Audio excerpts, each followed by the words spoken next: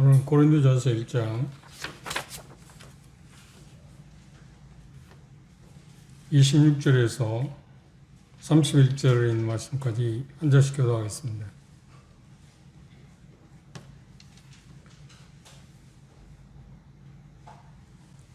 제가 먼저 고린도전서 1장 26절 읽겠습니다. 형제들아, 너희를 부르심을 보라. 육체를 따라 지혜 있는 자가 많지 아니하며 능한 자가 많지 아니하며 문벌 좋은 자가 많지 아니하도다. 그러나 하나님께서 세상에 미련한 것들을 택하사 지혜 있는 자들을 부끄럽게 하려 하시고 세상에 약한 것들을 택하사 강한 것들을 부끄럽게 하려 하시며 하나님께서 세상에 천한 것들과 멸시받는 것들과 없는 것들을 택하사 있는 것들을 폐하려 하시나니 이는 아무 육체도 하나님 앞에서 자랑하지 못하게 하려 하시리라. 너희는 하나님께로부터 나서 그리스도 예수 안에 있고 예수는 하나님께로 나와서 우리에게 지혜와 의로움과 거룩함과 구속함이 되셨으니 기록된 바 자랑하는 자는 주 안에서 자랑하라 함과 같게 하려 함이라. 예, 감사합니다. 우리 1장에서 지난 시간에 하나님의 어떤 지혜의 우월함, 하나님 얼마나 지혜로우신가 하는 것에 대해서 19절에서 실상은 2장 5절에 있는 말씀까지 보면 5가지 이유를 제시했습니다. 그 중에 지난 시간 하나님의 지혜의 어떤 영속성에 대해서 하나 봤고요. 그리고 두 번째 하나님의 어떤 능력에 대해서 우리가 봤습니다. 오늘 이 본문에 보면 하나님의 지혜의 그 역설적인 면이 나와 있습니다. 그런데 이 말씀에 보면 시작할 때 하나님이 여기 표현 가운데 그렇게 말했습니다. 형제들아, 너희를 부르심을 보라. 우리는 종종 내가 구원받기 전에 어떤 사람이었는가, 그리고 어떻게 하나님께서 나를 부르셨는가 하는 것을 생각하는 것은 우리로 하여금 하나님 앞에서 합당한 삶을 살아가게 하는 어떤 힘이 근거가 된다고 그렇게 생각합니다. 우리가 자주 잊고 사는 게 뭐냐면 내가 어떠한 사람이었는데 하나님이 나를 구원하셨지? 이걸 잊고 사는 경우가 있습니다. 그래서 이 본문에서 고린도에 있는 성도들에게 다시 한번 우리가 1장 초반에 있는 분쟁이 있었고 분열이 있었고 여러 가지 어려움들이 있어요. 고린도에는 수많은 어려움들이 있었습니다.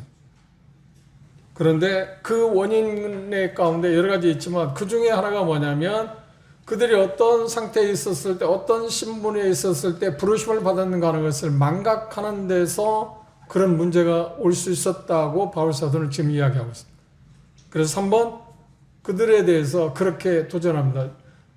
여러분들이 어떤 상태에 있을 때 어떤 사람이었는데 하나님이 부르셨는가 한번 보라고 생각해보라. 깊이 생각해보라고 그랬습니다. 하나님의 부르심은 그 어려운 표현을 하겠어요. 어떤 유효적 부르심이라고 해요. 한번 부르시면 절대로 실패하거나 중간에 그만두지 않는 그런 부르심이다. 그렇게 이야기할 수 있습니다. 하나님이 그런 그 부르심으로 인해서 너희들이 부르심을 받은 사람이다. 그런데 구원받기 전에 고린도 교회의 대다수의 성도들은 어떤 사람들이냐면 여기 나오는 것처럼 그런 부류의 사람들이었습니다. 하나님이 그들을 부르셨을 때 자신이 어떤 부류에 속했었는가? 그러니까 고린도에 살고 있는 수많은 사람들이 주님께 돌아온 1년 8개월 동안 그곳에서 사역해서 수많은 사람이 주님께 돌아왔는데 그 부름을 받은 사람, 하나님의 부름을 받은 사람들의 분포를 보면 여기 표현하고 있는 것처럼 세상에서 그렇게 기대할 수 없는 뭔가 자랑할 만한 것이 없는 사람들이 주였다고 이야기합니다. 그런데 말씀에서 조심스럽게 접근해야 할 게 뭐냐면 그건데 육체를 따라서 지혜 있는 자가 많지 아니했다. 전혀 없었다는 말이 아닙니다. 그렇죠. 전혀 없었다는 게 아니라 고린도 지역의 성도들 가운데 지혜 있는 자가 소수가 있었다고 하는 이야기를 할 수 있고요. 그 다음에 능한 자, 능하다고 해서 어떤 것을 잘할 수 있는 그런 사람이라고 말을 하는 게 아니라 힘 있는 사람. 그런 사람을 이야기한다. 그러니까 고린도 지역에서 힘 있는 사람들입니다. 그리고 그 다음에 뭐라고 했나? 문벌 좋은 자. 그러니까 오늘날 말하면 뭐 학위를 가졌다든지 그런 사람들이 소수였지만 대다수는 그것과 먼 거리에 있는 사람들이었다. 그래 그들에 대해서 표현하기를 뭐라고 표현했나? 여기 포엠 보면 세상에 미련한 것들 그리고 약한 것들 그 다음 뭐라고 그랬나요? 여기 또 하나 나와 있습니다. 미련한 것 그 다음에 약한 것 그 다음 천한 것. 그게 고린도 교회 성도들의 주 분포였다고 이야기하고 있습니다. 그들이 하나님의 특별한 부르심을 받다. 그런데 그렇게 하신 것이 뭐냐면 하나님의 지혜였다는 겁니다. 세상의 가치관을 보면 만일의 경우 우리가 뭐 어떤 회사를 경영한다든지 어떤 일을 하기 원해서 어떤 사람을 모집한다고 하면 어떤 사람을 부르는 거야? 우리는? 그렇죠. 여기 표현하고 있는 것처럼 문물 좋은 사람들 그리고 힘 있는 사람들 또 어떤 사람이야? 지혜 있는 사람들을 우리가 찾지 않나요? 그런데 하나님의 부르시면 전혀 이 사람들을 부르지 않았다. 이게 하나님의 지혜라는 거예요. 세상의 지혜하고는 전혀 딴판이었다. 이게 참 놀라운 일입니다. 하나님이 왜 이런 사람들을 부르셨을까요? 고린도 지역에 수많은 능한 사람들이 있었는데도 그들이 몇 사람이 안 되고 대다수는 그렇지 못한 사람들, 세상의 가치관을 볼 때 형편없는 사람을 부르신 이유가 뭘까요? 그게 하나님의 지혜라고 말해요. 사람의 지혜는 절대 이런 사람들을 불러서 쓰지 않는다. 그런데 하나님은 그들을 불렀다. 구원하셨다. 이게 특이한 사항입니다. 이게 역설적인 것입니다. 이 세상이 주는 지혜하고 하나님이 지혜에는 역설적인 면이 있습니다. 전혀 우리가 생각하지 못한, 이해하지 못한 그런 특이한 사항이 있었다고 이야기합니다. 이 사람들, 다시 말해 지혜 있는 사람, 능력 있는 사람은 문벌 좋은 사람들, 강한 사람들, 그런 사람들을 하나님 제쳐놓고 그러지 못한 사람들을 구원하셨는데, 왜냐하면 그것들이 실상은 그렇게 자랑할 만한 그런 것들이 그들이 구원받는 일에 있어서는 어떤 문제가 되는 거야? 오히려 장애물이 되었습니다. 장애물이 되었습니다. 물론 예수님께서 그런 표현을 했습니다. 부자가 하나 들어갈 수 없다고요? 있다고요? 어렵다고 이야기했지 없다고 말한 건 아닙니다. 어렵다. 그런데 어렵다고 마태복음 19장에 말씀하셨는데 낙타가 바람결에 들어가는 것처럼 어렵다고 이야기하는데 그때 제자들이 뭐라고 하냐? 그럼 누가 구원을 받을 수 있습니까? 그렇게 이야기할 때 그것은 그때 유대 문화에서 우리가 접근해 볼 수 있습니다. 제자들조차도 부한 사람은 특별히 하나님의 복을 받았기 때문에 당연히 하나님 나라에 들어갈 거라고 그들은 그렇게 믿고 있었습니다.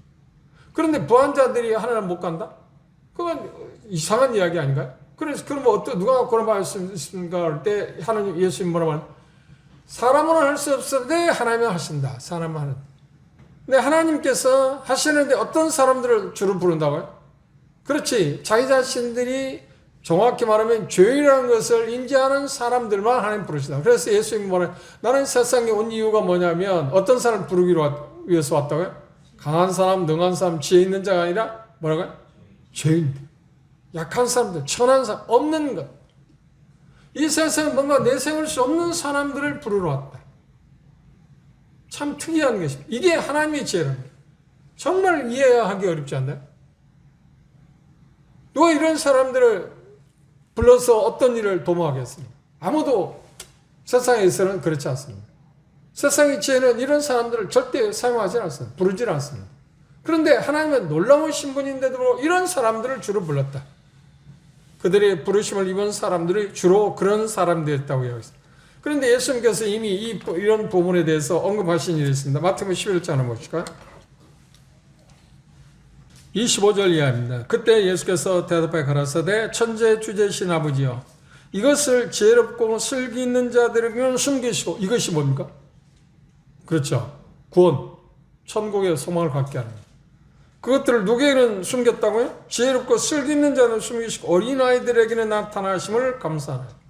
옳소이다. 이렇게 된 것이 아버지의 뜻입니다. 이게 아버지 하나님의 지혜라는 겁니다. 고린도전서의 바울 사도는 지금 이야기하고 있습니다. 이 사람들을 부르는 게 아니고 오히려 그렇죠? 여기 표현하고 있는 것처럼 어린아이들처럼. 그리고 27절에 보시면 내 아버지께서 모든 것을 내게 주셨으니 아버지 외에는 아들을 아는 자가 없고 아들과 또 아들의 소원대로 계시를 받는 자 외에는 아버지를 아는 자가 없네. 그런데 여기서 예수님이 말씀하고 있는 것은 뭔가요? 지금 바울사도가 여기 본문에서 이야기하고 있는 내용과 지금 똑같은 내용 아닌가요? 주님은 믿음이 왜 아무것도 원하지 않는다고 하는 것을 말씀하셨습니다. 어떤 신분적인 거 그건 의미가 없다. 세상에서는 그게 대단히 가치 있게 생각하고 평가를 높게 쳐줄지 모르지만 하나님은 그걸 높게 짚어주는다. 오히려 그런 것들을 맨 나중에 둔다. 맨 나중에 둔다. 이게 하나님의 제, 이게 하나님의 방법이라는 거예요. 하나님만이 그걸 하실 수 있다는 겁니다.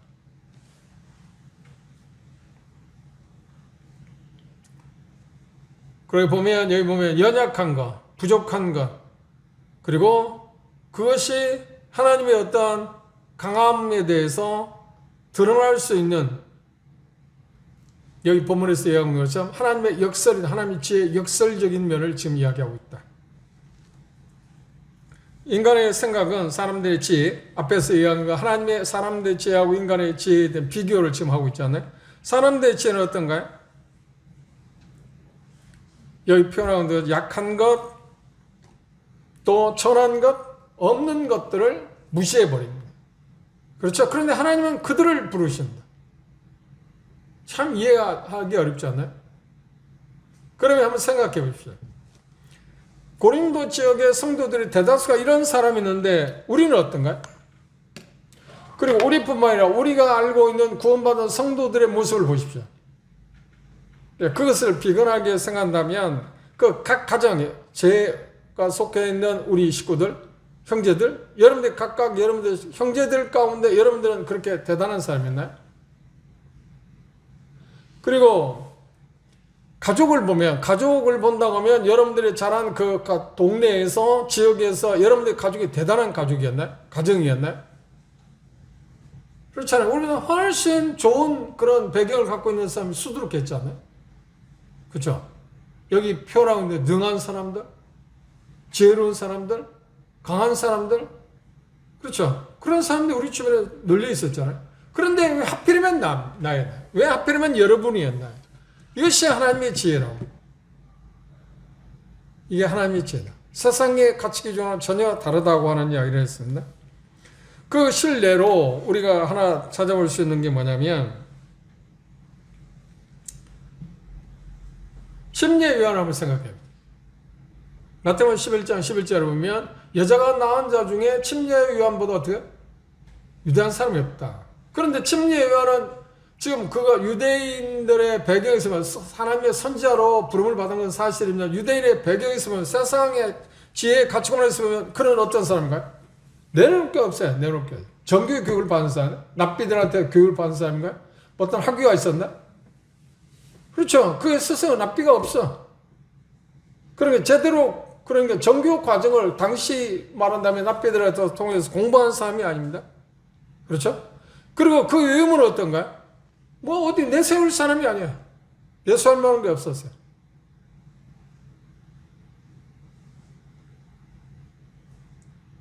그가 갖고 있는 부가 있었나? 그리고 그가 어떤 특권을 갖고 있었나요? 아니요. 그리고 그에게 어떤 침례원 어떤 자격증이 있었나요? 오늘 말하면 어떤 면에서 하나님께서 그를 부르셨다고 하는 것 하나지 다른 어떤 자격증도 그는 갖고 있지는 않습니다.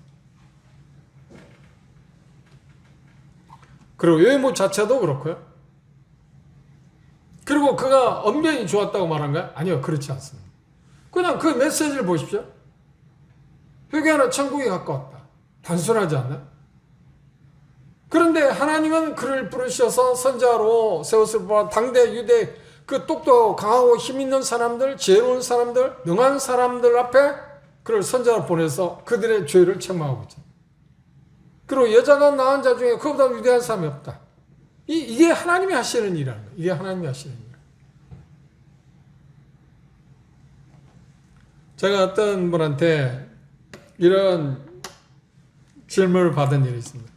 그게 뭐냐면 이거 같은 일맥상통한데 왜 모임의 형제 자기가 속하여 있는 그 모임의 형제 자매들 보면 대다수가 가난한 사람들, 힘없는 사람들. 그리고 세상에 뭐 내놓을 만한 사람이 자기가 목이 없다는 거예요. 물론 그분은 내가 볼 때 자기는 그 정말 좋은 직장에 다닙니다. 인류 직장에 다닙니다. 그리고 공부도 많이 했고. 그런데 자기 주변을 살펴보니까 자기가 사람이니까 비교해보니까 전부 다 그 뒤떨어진 사람들. 자기가 견줄만한 사람이 하나도 없다는 거예요. 왜 그런데 그 사람들만 구원하셨을까? 좀 강한 사람들, 힘 있는 여기 편에 지혜 있는 사람들, 또 강한 사람들, 부한 사람들, 능력 있는 사람들 부르셨으면 복음 전하는데 효과적일 것 같지 않습니까? 그렇죠? 근데 하나님은 그렇게 하지 않아요. 그런 사람들을 통해서 하나님은 그들을 부르셔서 오히려 강한 사람들을 부끄럽게 한다. 이게 얼마나 재미있는 이야기입니다.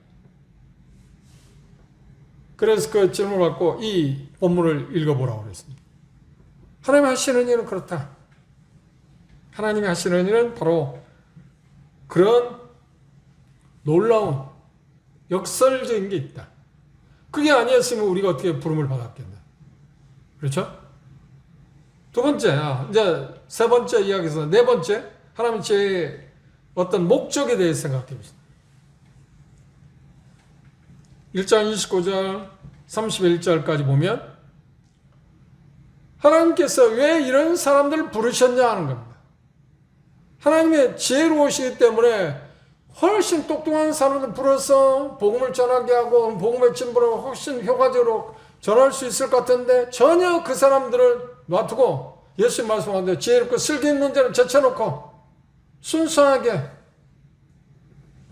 복음을 듣고자 하는 사람들을 불러서 그들의 신분은 정말 여기 표현하고 있는 것처럼 그렇게 표현했지 않나요?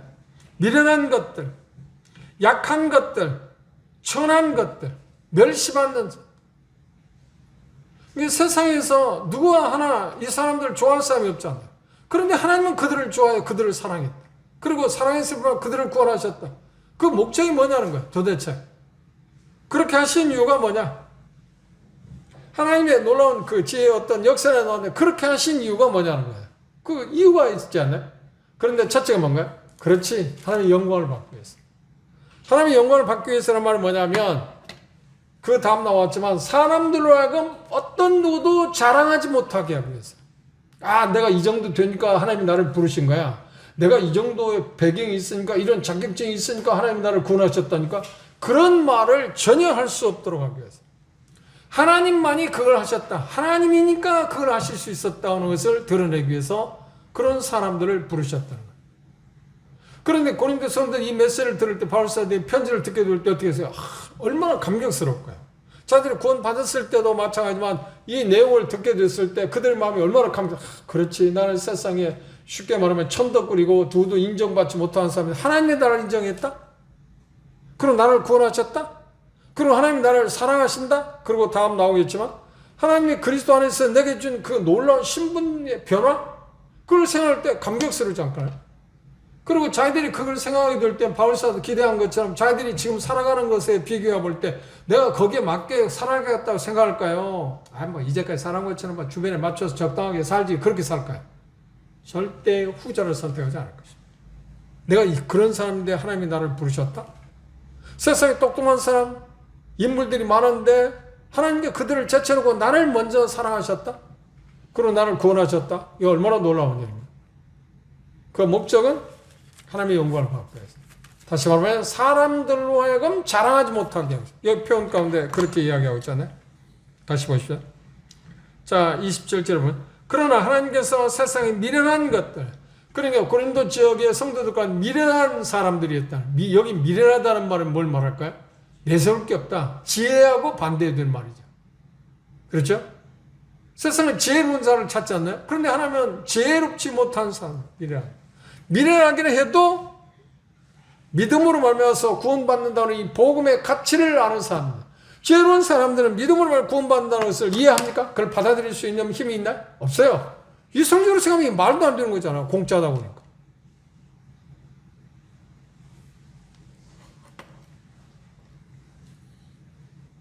그들을 택해서 지혜 있는 자들을 부끄럽게 하려 하시고 세상에 약한 것들, 약하다는 것은 부나 그 어떤 자격 그런 것이 없다고 하는 겁니다. 그들을 택해서 강한 것들, 세상에 내놓으라 하는 사람, 뭐 똥똥그리고 그 사람들을 부끄럽게 한다. 잘 보십시오. 하나님께서 우리를 구원하신 연약한, 여기 표현하고 있는 것처럼, 지금 표현하고 있는 것처럼 미련한 것, 약한 것, 천한 것, 멸시받는 사람들을 고린도 성도들 가운데 구원받게 됐을 때 그보다 똑똑하고 대단하다고 생각하는 사람 볼 때, 저런 사람도 하나님 구원하셨나?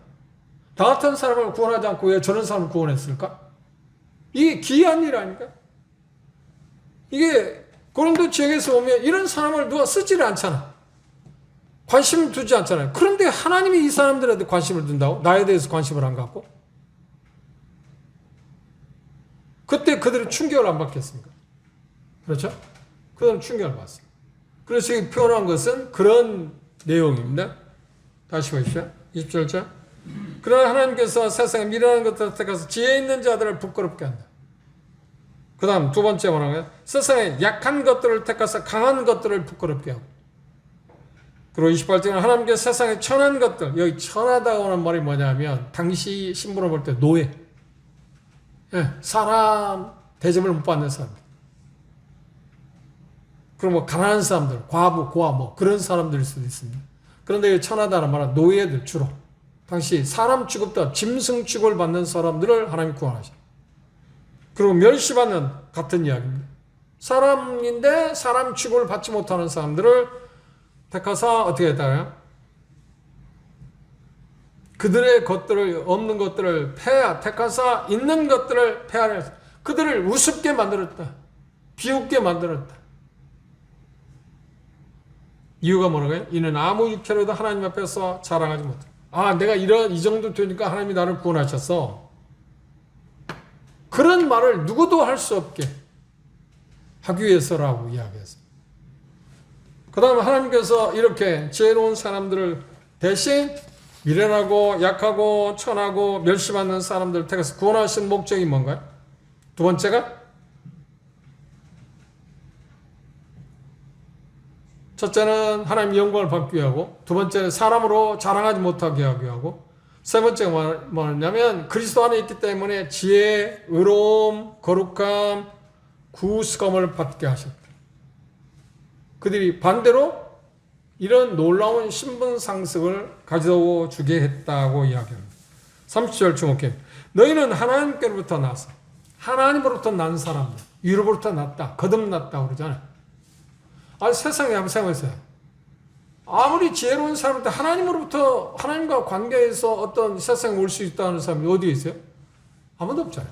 그 하나님이 누군가요? 그들이 믿지는 않지만 하나님에 대해서 생각할 때 전능하신 그 하나님에 대해서 할 때 성경이 나오는데 구체적으로 다 이해할 수는 없지만 이게 대단한 분임에 틀림없잖아요. 그런데 그분으로부터 태어날 수 있었다?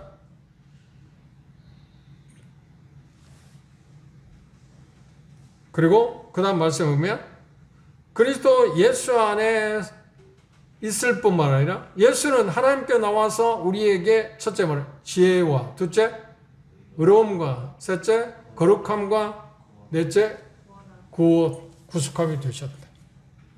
이 의로움이 됐다는 게 뭔가? 첫째 지혜의 혜택을 받게 되다는 뭔가요?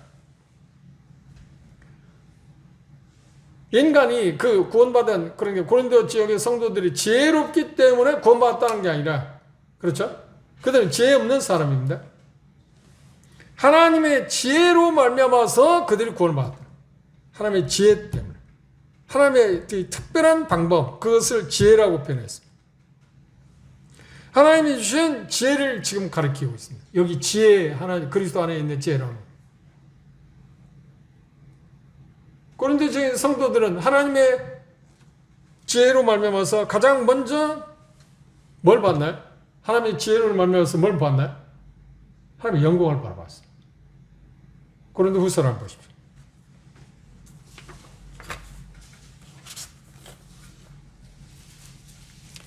4장을 봅시다.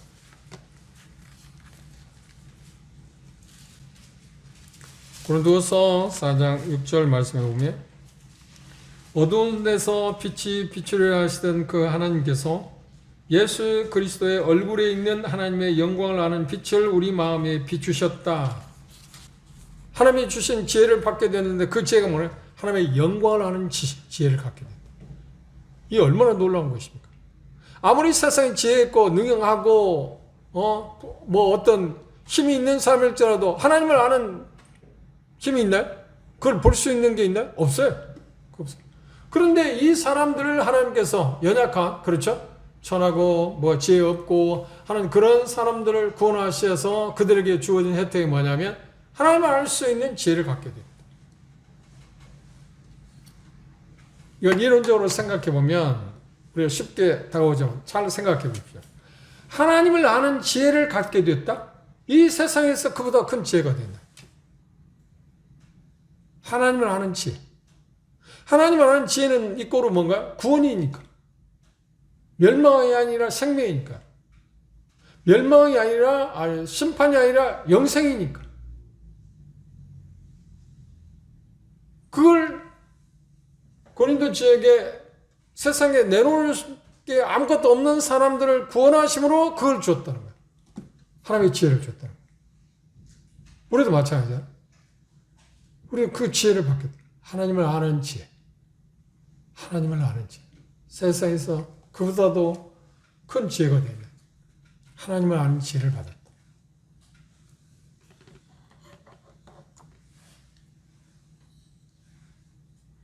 그리고 이 하나님이 아는 지혜는 점진적입니다.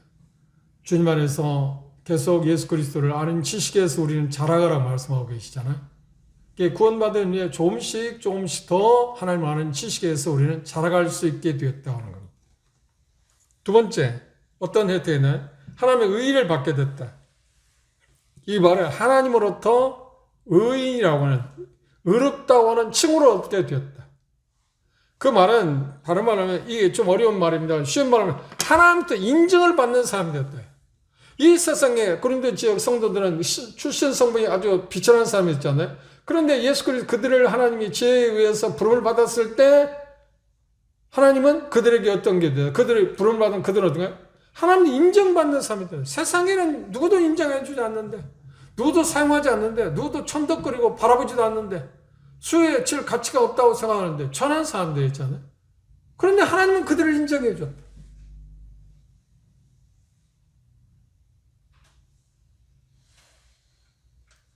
우리 민주주의 국가에서 어떤 의결을 하려면 다수결로 결정하잖아요. 그게 민주주의 특징이잖아요. 다수. 근데 하나님이 지지해주는 단 한 사람이 세상에서 다수예요. 가장 많은 사람보다 큰 사람, 더 많은 사람. 세상에서는 나도 마찬가지, 여러분도 마찬가지, 고린도 지역 성도들도 세상에서 누구도 인정해주지 않는데 하나님이 인정해준다. 하나님의 인정을 받은 사람. 이 묵상해 보면요, 참 하나님께 감사하다.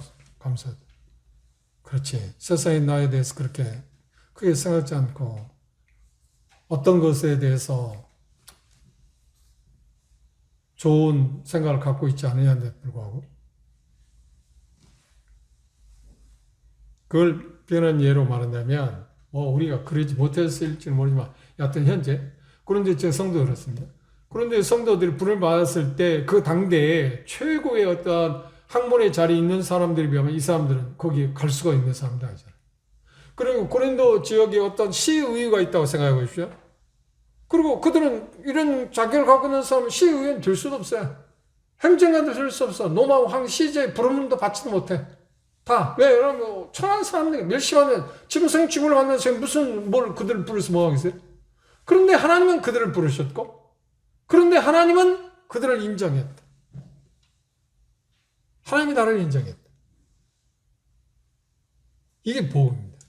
이게 복음입니다. 세상은 나를 받아주지 않습니다. 저는 종종 그런 이야기합니다. 현재 윤석열 정부가 새로 들어서서 청와대에서 청와대가 아니죠. 그거 뭐라고 합니까 지금? 대통령 뭐라고 그 어렵게 만든 여튼 거기서 나를 필요로 하지 않습니다. 여러분도 지금 현재 대통령이 우리를 필요로 하지 않잖아요. 그런데 하나님은 우리를 필요한다. 우리를 인정하신다. 이 세상에서 대기업 보수도 좋고 뭐 세계의 그 직장 제일 좋은 직장 순위가 일본이 삼성전자더라고요. 그래서 우리는 쓰지 않았어요. 나는 사용하지 않았어요. 거기 원수 내볼 일도 없어요. 자격 조건이 거기 맞지 않기 때문에. 그런데 하나님은 나를 부르셨다. 나를 인정하셨다. 이게 복음이라니까. 이게 복음이야.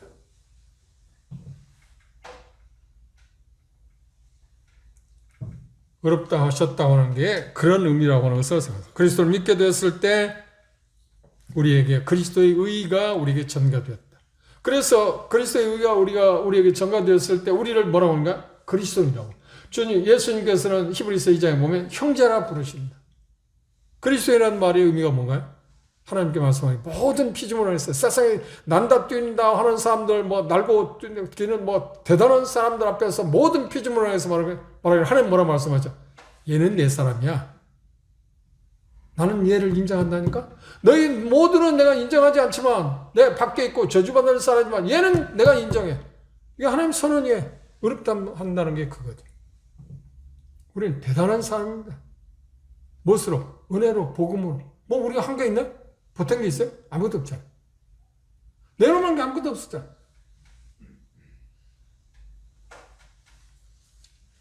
세 번째 뭔가요? 혜택이 뭔가요? 거룩함입니다.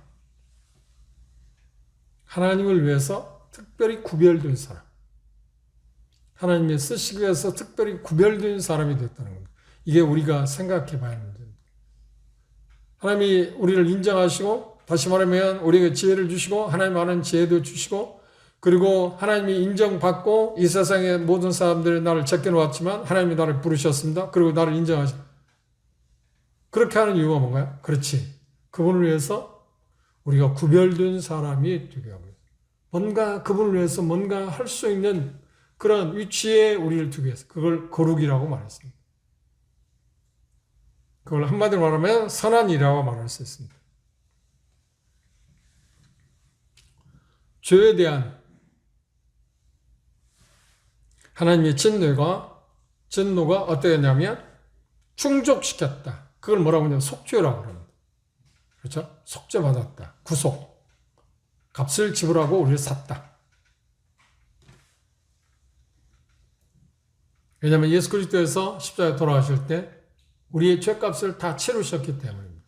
그때 우리는 온전히 거룩해졌습니다. 하나님을 위해서 쓰여질 수 있는 신분이 됐다. 구별됐다. 그렇죠? 거룩은 그것입니다. 그 다음 네 번째가 뭔가요? 여기 포함한 것처럼 속죄라고 했습니다. 구속.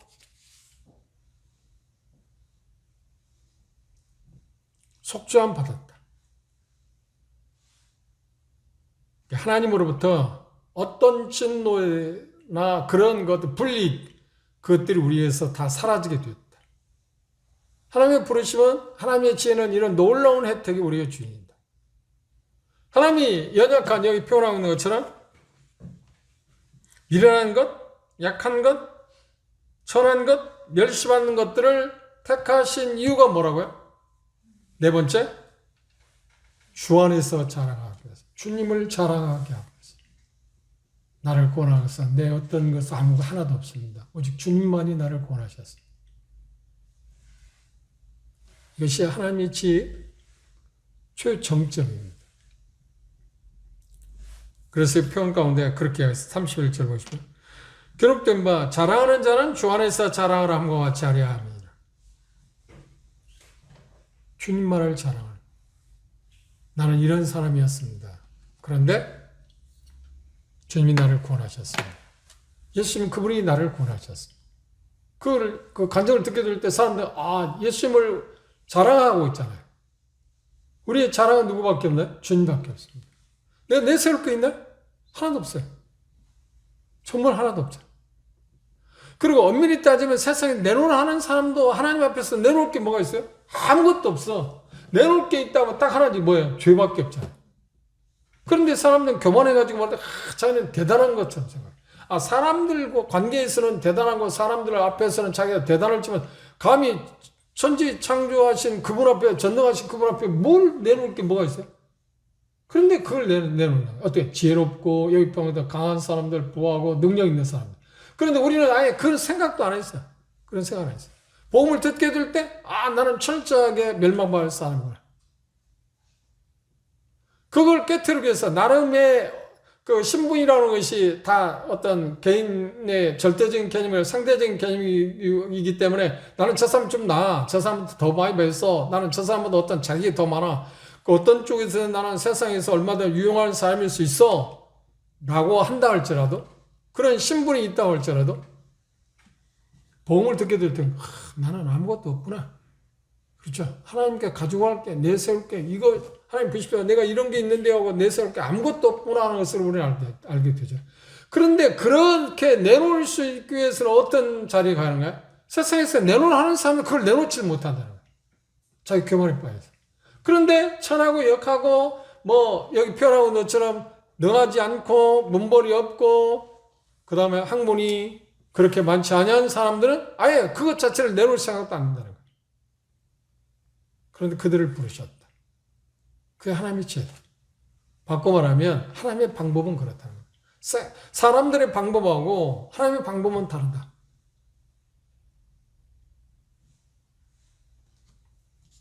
하나님의 방법의 역설적인 내용입니다. 결론적으로 하나님은 세상에 대단한 사람을 부르지 않았습니다. 대단하고 생각하는 사람은 아무도 부르지 않습니다. 나는 세상에 내놓을 게 없습니다 하는 사람들을 부르셨습니다. 그게 고린도 교회 성도들 분포였고 우리들도 마찬가지입니다. 내가 어떤 상태에 있을 때 나를 부르셨는가? 그걸 우리는 종종 묵상하고 그것 때문에 하나님께 감격스러움으로 감사하고 찬양해야 합니다. 그게 우리 신분 아닌가? 실상 우리 신분 아닌가? 그럼 그것만 생각할 게 아니라 이제 우리가 구속을 받음으로 말미암아서 네 가지 혜택을 우리가 받았지 않나요? 그걸 또 생각하는 거예요. 그걸 생각하는 거예요. 그 네 가지가 첫째 뭐라고 했나요? 지혜. 하나님 아는 지식을 갖게 됐다. 그 다음 의로움. 하나님의 인정을 받게 됐다. 그리고 거룩함. 하나님을 위해서 뭔가 할 수 있는 사람들이 신분을 우리가 주게 됐다. 그리고 네 번째 구속. 이제 하나님의 모든 불릭, 하나님이 받을 수 있는 불릭을 모두 다 우리는 벗어난 사람이다. 하나님 이렇게 놀랍게 연약한 사람들 부르셔서 구원하신 이유가 뭐라고요? 목적이 뭐라고요? 첫째, 하나님의 영광. 하나님이 하셨다. 하나님만이 하실 수 있는 일이다. 그리고 사람들하고는 자랑할 게 아무것도 없다. 결국 세상에 내놓으라 하는 사람도 구원받게 될 때 자랑할 게 아무것도 없잖아요. 더군다나 신분이 이런 사람이 뭘 자랑할 게 뭐가 있겠어요?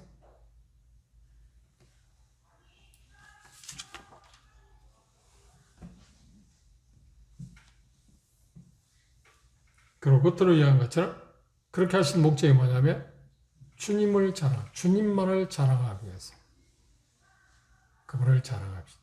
그리고 감사하고 표현할 때도 찬양할 때도 내게 있어서 내놓을 수 있는 것은 주님밖에 없습니다. 그렇죠. 사람들 앞에서도 마찬가지입니다. 하나님 앞에서도 마찬가지잖아요. 주 안에서 자랑, 주님만을 자랑합시다. 이게 그리스도의 특징이지 않나요? 다음 시간에 네 번째 그 부분에 대해서 2장 1절에서 5절에 있는 말씀을 통해서 보도록 하겠습니다. 기도합시다.